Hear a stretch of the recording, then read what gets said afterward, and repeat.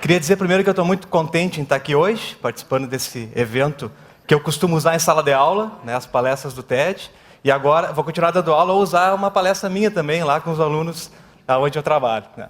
Na realidade, para mim é um prazer muito grande, foi um desafio maior ainda, talvez, pensar em transmitir ou discutir alguma coisa num tempo curto assim. Né. Vejo que hoje a gente está tendo um grande sucesso nisso, as pessoas que estão trazendo o seu conhecimento, as suas ideias aqui, estão conseguindo atender esse tempo, mas no primeiro momento eu acho que todo mundo deve ter ficado um pouquinho ansioso com isso. O que eu fiz, né? Como o Thiago disse lá, fui para o Google, né? E aí tentei enxergar basicamente o que acontece em 18 minutos. Né? Aí busquei, descobri algumas coisas legais. Assim, por exemplo, no site da Harvard diz que a gente precisa de 18 minutos para organizar direitinho um dia de 8 horas. Eu já acordo 6h15 da manhã, né? Fiquei pensando em que horário eu teria que acordar se eu fosse seguir uma lógica dessas. Mas isso é uma coisa que pode ser feita, então, em 18 minutos. Eu sou do tempo também, primeiro tem que ver isso aqui, deu, dos discos, né? E um disco, para quem lembra, tinha mais ou menos, cada lado, 18, 19 minutos. Como esses discos aqui, que para mim são 3 dos grandes discos da história da música. Acho que talvez para alguns de vocês também. Bom, o tema inovação, para mim, é um tema realmente importante, que apaixona e que é fácil da gente discutir, porque inovação está em tudo. Né? Inovação acaba, em alguns momentos, virando lugar comum. Às vezes parece algo que é uma moda para a gente, mas é muito mais do que isso. Né? O que eu trouxe aqui é eu fiz uma pesquisinha lá no Twitter, depois eu vou sugerir que vocês entrem no Twitter para a gente discutir também, com alguns alunos, alguns seguidores, para tentar enxergar que palavras remetem para a inovação. E algumas das palavras que apareceram foram essas aqui: ideia, valor, criação, imaginação, paradigma e assim por diante. Né? O conceito de inovação não é um conceito difícil da gente entender. Todo mundo sabe o que é inovação. Esse é o conceito de um fórum legal, que é o Fórum de Inovação de São Paulo, da FGV de São Paulo. Eu participo do lado das discussões. E os caras dizem, a ideia, mais ação, mais resultado. Isso é inovação para o Fórum de Inovação de São Paulo. Só que saber o que é inovação e conseguir diferenciar isso de uma invenção, por exemplo, não é suficiente para a gente se tornar inovador. Aqui tem uma invenção. Eu fiquei pensando se alguém usaria, né? Que é um troço do bem, né? Não é uma inovação, né? Tinha uma invenção porque provavelmente a gente não ia comprar esse negócio, né? Mas enfim, esse sitezinho é um site legal para ver isso. E uma inovação, aqui a gente tem, obviamente, todo mundo conhece a história desse carro. Independente de saber o conceito, que eu acho que isso, se eu chamasse vocês para perguntar, a gente chegaria nas conclusões que estão ali. Né? O mais difícil é a gente saber como se faz esse processo.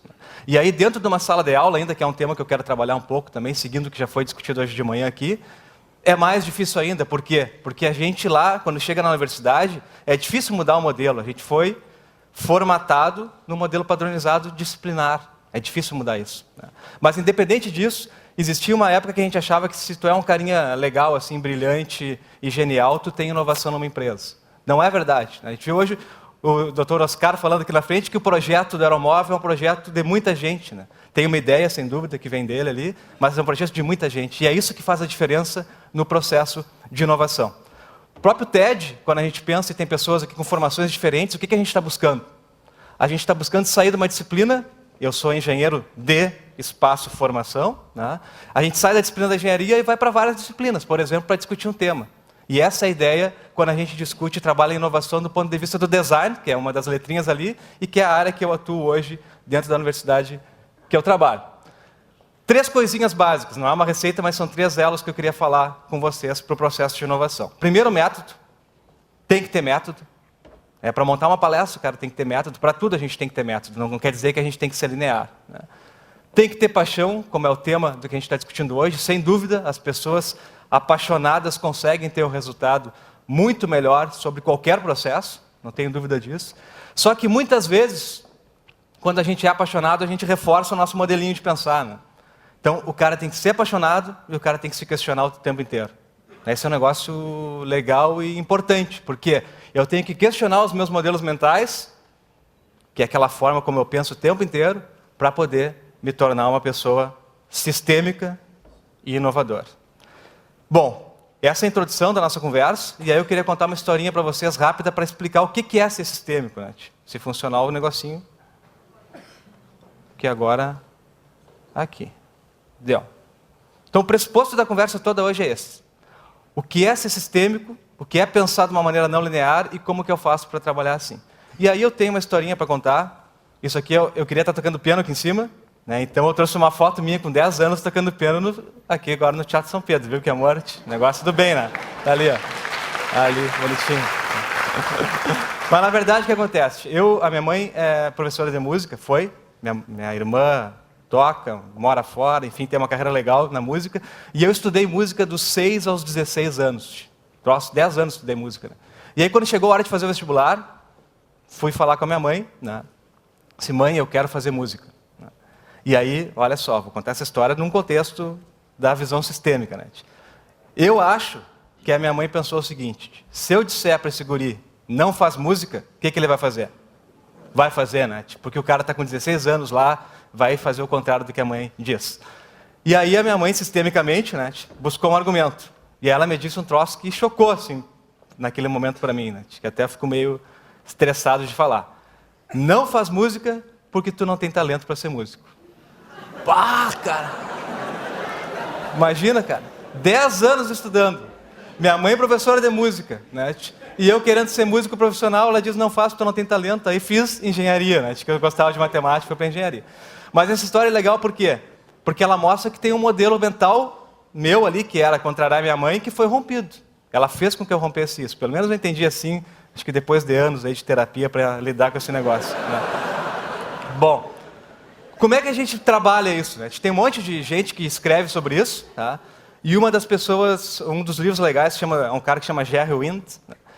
Traz algumas ideias sobre como romper modelos mentais. Mas basicamente, assim, didaticamente, vem meu lado professor, assim, o que é romper um modelo mental? Olhem bem para essa telinha aqui. Ó. Ali tem uma frase que diz, um navio francês entrava no porto, um navio inglês. Tá?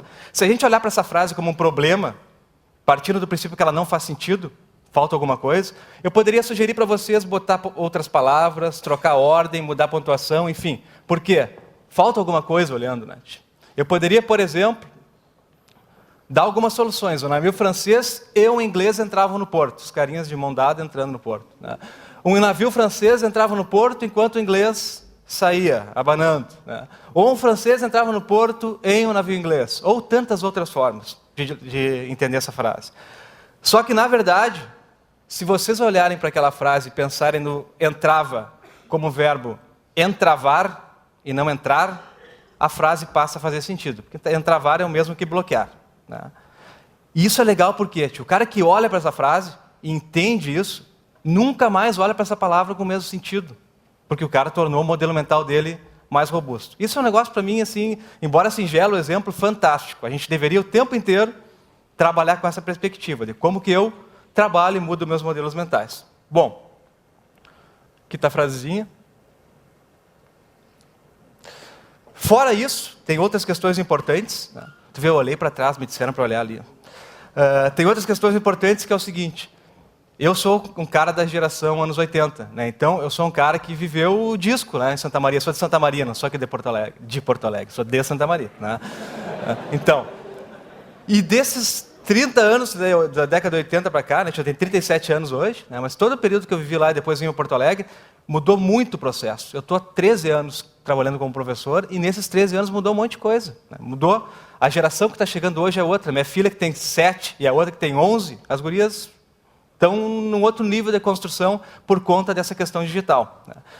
Isso é importante a gente saber porque isso impacta no nosso processo de inovação. Eu sou do tempo que eu tinha que comprar esse disco, né? O disco do U2 Boy. Aliás, o U2 é outra paixão minha. Sou apaixonado pelo U2 também e tenho um trato com a minha mulher, já fui a 4 shows de U2. Né? E eu disse para ela, se o Bono te puxar para o palco, tu vai dar a mão dele para mim e eu que vou subir no palco para ficar com o Bono. Cara. Esse é um negócio importante, cara. Tá? E ela aceitou, né? Então, o mais legal é que o Bono é um cara que tu pode falar assim, ela aceitou, achou legal. Bom, mas eu tinha para comprar esse disco aqui, né? Chegava em Santa Maria uns 5 anos depois de ter sido lançado, enfim, na Europa, em outros espaços. Né? Depois veio o CD, e eu tinha que ser amigo do dono da loja ainda para comprar, porque vinha 2, 3 para Santa Maria. Depois vem CD. Pá, CD mudou a mídia, o mesmo paradigma, né? Te cabe mais música, mas mudou a mídia. Aliás, o tempo fica nos incomodando, mas eu vou contar uma historinha rápida. Uma vez veio uma palestra que o cara disse o seguinte, ele estava organizando os discos dele com o sobrinho, né? Aí o sobrinho viu ele organizando lá e disse o seguinte: "Pai, tio, o que é isso aí?" Né? O cara super didático, era um disco, né? Disse: "Isso aqui é o CD do tempo do tio." Né?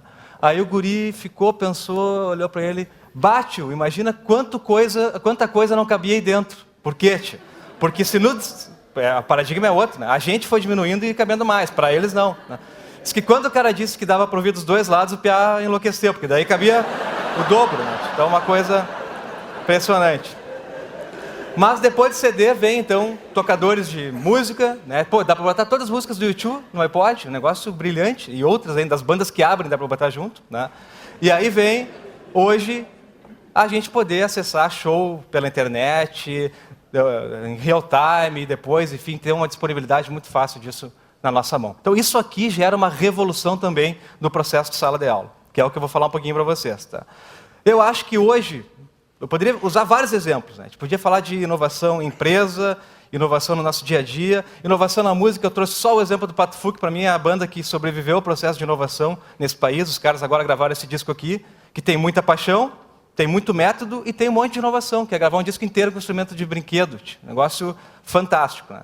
Mas eu vou priorizar nos próximos 4 minutos, porque o reloginho ele fica assim, né? Inovação na sala de aula. Tá? O que acontece? A gente foi formado num esquema assim. Na verdade, não assim, porque não tinha o computador. Né? Quando apareceu o computador, o que a gente fez? Colocou o computador na sala e saiu a trabalhar assim. Né? Para formar caras para empresas que operam assim. Mas não é mais assim, né, tia? Mudou totalmente esse processo na maioria das profissões.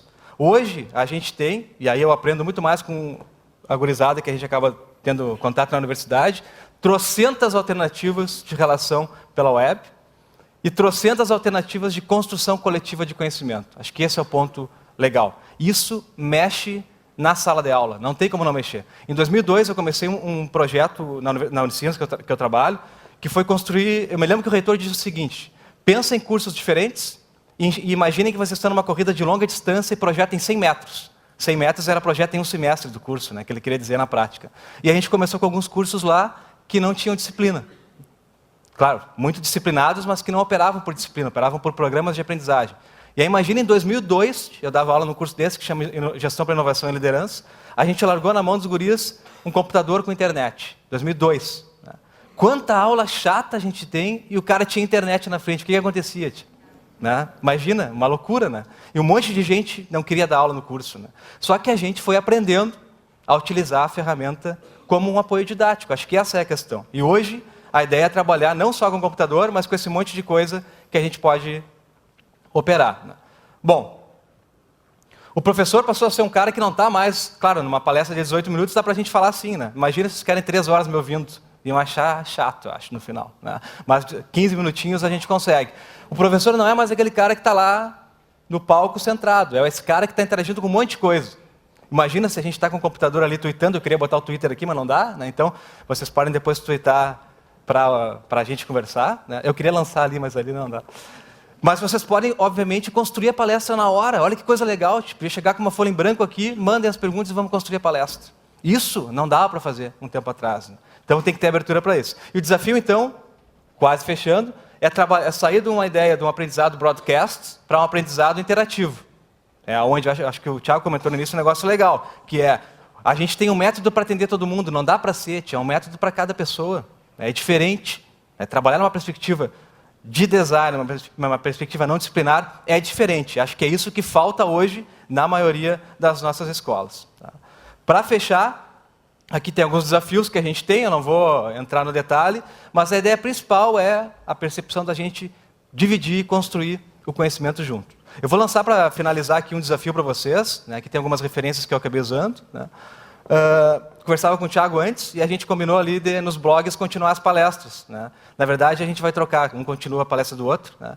Mas é legal que vocês interajam via Twitter, via outros lugares, para a gente continuar a história dessas palestras aqui. Porque a palestra não pode se esgotar nesse tempo de 15 minutos. Ela tem que ir bem além do que a gente está construindo aqui, nessa perspectiva que os palestrantes antes colocaram, de trabalhar com paixão e com inovação.